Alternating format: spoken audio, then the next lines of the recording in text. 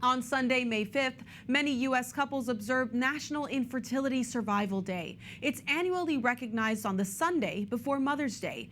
It provides a platform for those struggling with infertility to encourage dialogue, foster supportive environments, acknowledge the emotional struggles, and break down the stigma and silence around it. Mother, writer, and fellow at the Catholic Association, Leigh Snead, has journeyed with the cross of infertility. She writes about it in an upcoming article for EWTN's sister news outlet, the National Catholic Register.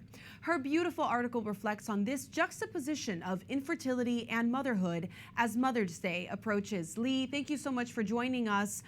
Tell me, what is it that you felt compelled to share about motherhood and infertility in this article?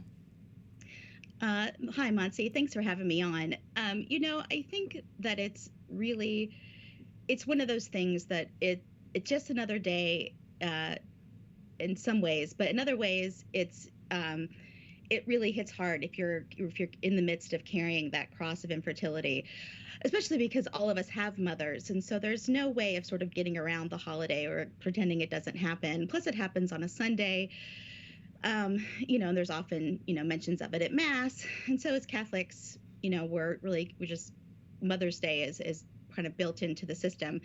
And the more I talk about infertility, the more I get asked to talk more about infertility. And so I know that it's something that's on people's minds.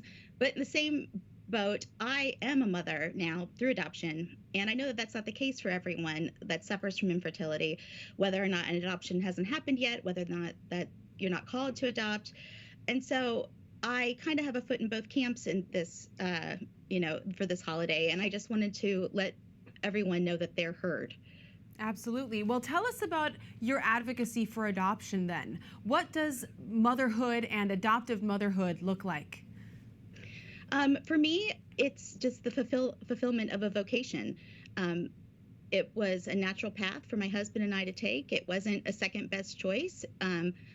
Obviously, it's less complicated, involves fewer people, if you are just married and get pregnant and have a child. But when that wasn't happening for us, we knew that adoption was the right option for us.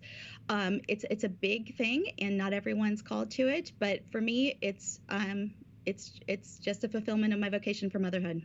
And what spaces then are there in the church for couples that need support through infertility, whether they decide that adoption is the right path for them or not?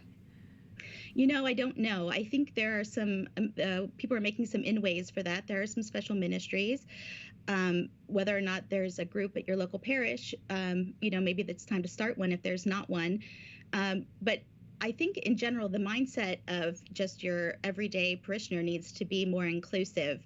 It's not an us and them situation. We are all part of the body of Christ, and wherever you are on your journey to marriage or motherhood or adoptive motherhood, whatever it is, I think that we all need to just remember each other and remember that we're all part of the church, and we all need to be recognized in our own special way.